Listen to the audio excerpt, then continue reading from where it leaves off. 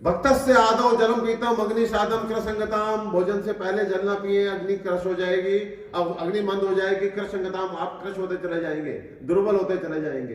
अंत है क्रोति स्थूलतम ऊर्ध्वम च माशात कफम, भोजन के अंत में जल पिएंगे तो आप स्थूलतम मोटे होंगे, ऊर्ध्वम च माशात कफम, आमाशय से ऊपर कफ की बीमारियां होंगी, और मध्य अंगताम साम्यम धातु नाम जरणम सुखम, भोजन के मध्य में जल पीते हैं तो आपके धातु भी सम, आपके अंग भी सकम, जरणम सुखम। जरण किसको बोलते हैं? पाचन की क्रिया भी सुचारू रूप से शुरू हो जाएगी। इसलिए कहा गया भोजने च अमृतम वारी, भोजन के साथ पिया गया जल तो अमृत के जैसा होता है।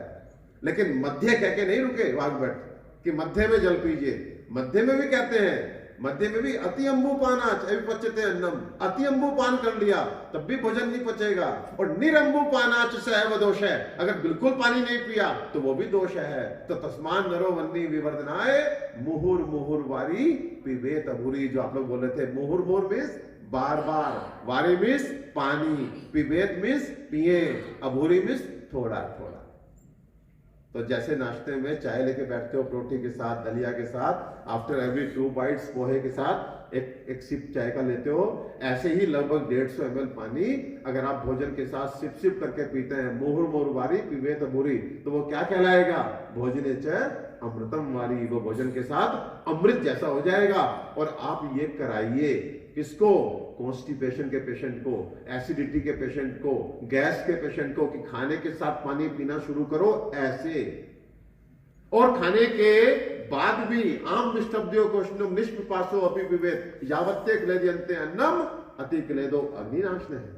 भोजन के बाद भी जो पेट में भोजन पहुंचाया वो क्लेदित होकर के पचता रहे। क्लेदित मतलब गीला होकर, क्लेदन मतलब गीला, क्योंकि बिना जल के अन्न नहीं पकता। आपने चावल पकाना है पानी में, सब्जी पकानी है पानी में, आपको दाल पकानी पानी में, तो बाहर जो हो रहा है वो अंदर, तो अंदर जो भोजन पेट में पहुंचाया तो वो क्लेदित होकर पचता रहे। वहां पर आमा जीर्ण, विदग्धा जीर्ण, विष्टब्धा जीर्ण जैसे चीजें ना पैदा हो, तो बोलता है निष्पिपासो अपि पिबेत, थोड़े थोड़े अंतराल पे प्यास ना हो तब भी थोड़ा थोड़ा पानी पीते रहे। यानी कि 1 बजे अगर लंच किया तो 3 बजे, 5 बजे, 7 बजे आधा कप पानी निष्पिपासो अपि पिबेत, प्यास ना हो तब भी पीजिए। लेकिन क्या कहा कि ये तो पीजिए यावत्ते क्लेदयन्ते अन्नम, उसका देखो वैज्ञानिक विश्लेषण दिया, जिससे अन्न यावत्ते क्लेदयन्ते अन्नम, जिससे अन्न गीला होता रहे। लेकिन बाद में क्या? अति क्लेदो अग्निनाशने, अति क्लेदन मत कर देना नहीं तो अग्नि का नाश हो जाएगा। सो कहने का मतलब कितना वैज्ञानिक है जल पीने का। सुबह उठ करके, वैसे तो 8% जल बोला है, लेकिन बोला कब है? भाव प्रकाश जी ने बोला है 16वीं शताब्दी में जब राणा प्रताप होते थे। आज के टाइम पे हम बोलेंगे 250 ml, यानी 1 गिलास सुबह प्रातः काल जो पानी पीना है। रोग जरा परिमुक्तो जीवेद वत्स शतम से अग्रम, उस समय एकमात्र कंडीशन होती है 24 घंटे में जब हमारा भोजन जीर्ण होता है, तो जीर्ण जब भोजन हो तो उस समय क्या करता है? बल देता है जल, रसायन की तरह काम करता है। तो सुबह का पिया गया जल रोग को, जरा को परिमुक्तो जीवेद वत्सर शतम से अग्रम, 100 वर्ष तक जीने की क्षमता देता है, 100 वर्ष से भी अग्रम और बढ़ करके। भोजन के साथ अमृत के जैसा है, भोजन के बाद अन्न को पचाता है। ये 3 समय हो गए जो एसेंशियल हैं, which does not depend on thirst call. इनमें यहाँ पे प्यास की बात नहीं है, और जब प्यास लगे तो पानी को बहुत ही हल्का हल्का करके, सिप सिप करके, अल्प मात्रा में पी करके अपनी प्यास बुझाएं, अपना हाइड्रेशन लेवल ठीक करें। पानी कितना पिया जाए इसका निर्धारण पानी पिए गए की मात्रा से नहीं, बल्कि वो व्यक्ति जो दिन में 750 ml यूरिन पास करता है, दिन में 3 बार, 24 घंटे में 3 बार खुल करके पेशाब करता है, उसका मतलब उसकी बॉडी का हाइड्रेशन लेवल ठीक है। उसकी बॉडी में जितना भी बॉडी से डिटॉक्स होकर के चीजें, नाइट्रोजनस वेस्ट प्रोडक्ट निकलने चाहिए वो निकल रहे हैं। मौसम कौन सा चल रहा है? सर्दी का, पानी तो नहीं पी रहे, पेशाब हो जा रहे। गर्मी का मौसम चल रहा है, पानी बहुत पी रहे हैं, पेशाब तो जा नहीं रहे।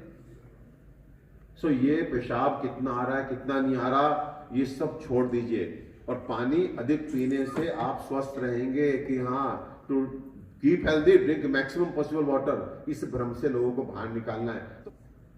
फिर पानी का रिलेशन, अभी ये बस एक टॉपिक केवल पानी, केवल आज का 1 घंटे का लेक्चर केवल पानी।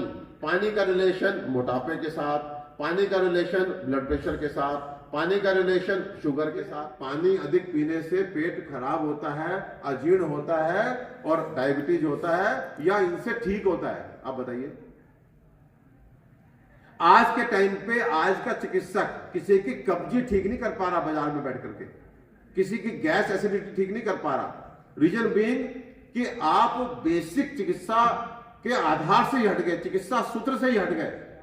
अरे किसी को अजीर्ण हुआ, अब as per his body constitution उसको गैस भी बन सकती है, उसको एसिडिटी भी हो सकती है, उसको कॉन्स्टिपेशन भी हो सकती है, लेकिन उन सबका बेसिक कारण क्या है कि वो खाना सही से नहीं पचा पा रहा, और उसका भी बेसिक कारण क्या है, उसकी अग्नि मंद पड़ गई। तो चिकित्सा सूत्र क्या होना चाहिए? अगर आपके पास कॉन्स्टिपेशन का पेशेंट आए तो उसके अग्नि बल को बढ़ाओ, सो दैट उसका खाना सही से पके, अजीर्ण से बाहर आए, कब्जी से बाहर आए।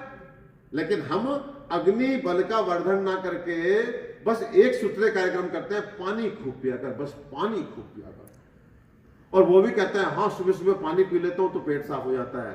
उस पेशेंट को 10 साल तक पकड़े रहना, तब वो बताएगा कि पहले साहब 1 गिलास से हो जाता था, फिर 2 गिलास पे आया, अब 4 गिलास पे आ गया, अब 4 गिलास से भी नहीं होता, जग भर के पीता हूं, फिर भी जोड़ लगाता हूं, डॉक्टर साहब पेट ठीक नहीं है। अरे अगर पानी से किसी की कब्जी ठीक होनी थी तो 5 साल 8 साल 10 साल से जो व्यक्ति पानी पी रहा है वो अभी तक ठीक हो जाना चाहिए था। वो हो ही नहीं सकता, बल्कि उसकी कब्जी और आपने सेटल कर दी, क्योंकि चिकित्सा सूत्र ही आपने उलझा दिया। बढ़ानी थी अग्नि और बढ़ा दिया अग्नि का ओपोनेंट जल। और कुछ लोग बोलेंगे कि साहब मैं पानी पी करके मुझे प्रेशर बन जाता है, तो केवल वो गैस्ट्रोकोलिक रिफ्लेक्स है। पेट में जब आप पेट भर जाता है ना तो फिर कॉलन पे थोड़ा सा प्रेशर पड़ता है, उसको बोलते हैं गैस्ट्रिक कोलिक रिफ्लेक्स, और फिर आपको थोड़ा प्रेशर सा बना, फिर आप जाके बैठते हो, जोर सा लगाते हो, तब भैया किस्मत अच्छी तो थोड़ा सा निकल जाता है। आपको क्या लग रहा है? पानी वहां तक पहुंचता है, कोलन तक पानी उससे पहले हो जाता है, काम तमाम सब एब्जॉर्ब हो जाता है, पानी कोलन तक पहुंचता ही नहीं है। रेक्टम तक तो मतलब ही नहीं है जिंदगी में। आपको लगता है कि पानी पिया बहुत सारा, उसने जाके धक्का लगाया, मल बाहर निकल गया। अगर पानी पीने से और धक्का लगता है और मल बाहर निकल जाता है, तो आप में से कुछ मेरे मित्र जानते होंगे कि कुछ लोग सुट्टा मार के भी जाते हैं, तो उनका क्या धुआं जोड़ लगाता है।